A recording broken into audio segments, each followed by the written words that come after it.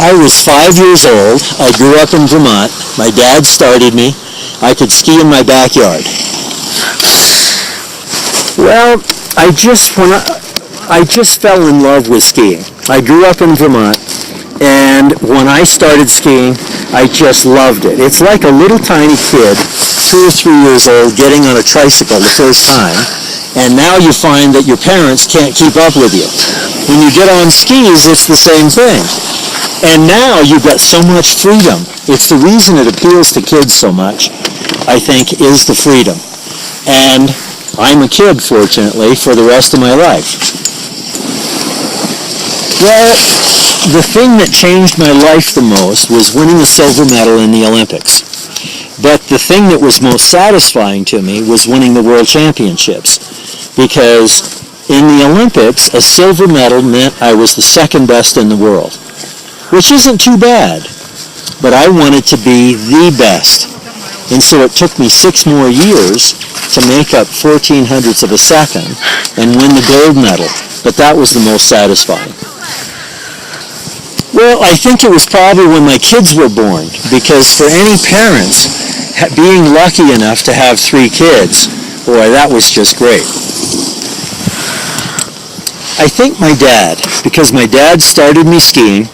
My parents were really supportive. But my dad took me all over New England because I grew up in Vermont. I had to figure out when I was racing where I wanted to go. Like, was I going to race in southern Vermont or over in New Hampshire or Maine or whatever? I had to figure out my schedule. Then I had to figure out how long it was going to take me to get there.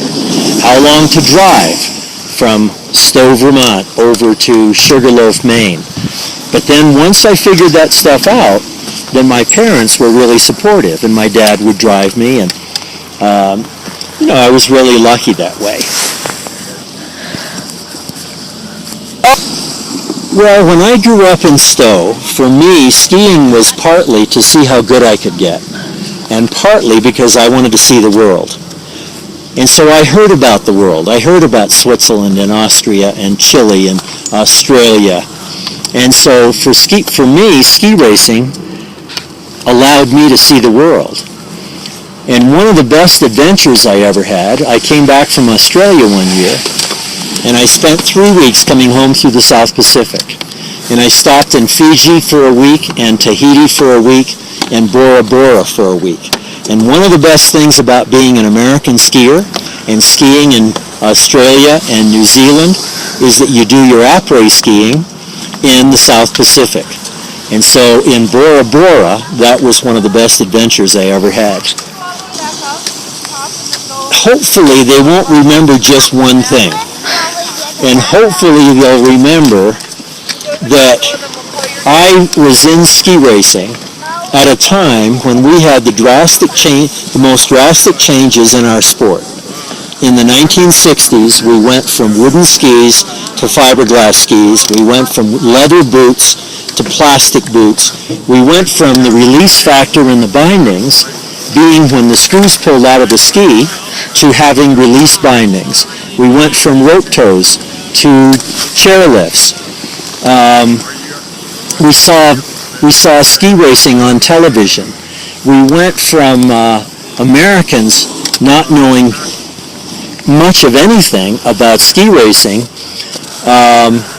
to getting some attention and seeing the sport change drastically. So if I had some contribution to that, hopefully that's what my kids and other people will remember.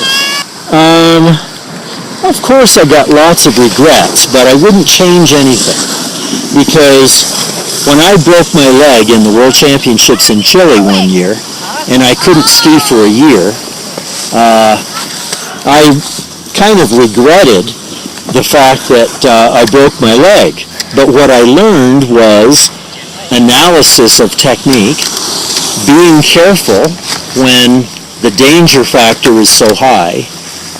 I learned a number of things, and so I think for all the regrets that I had for mistakes, that I tried to learn from them, and I think it really helped me. Thank you for your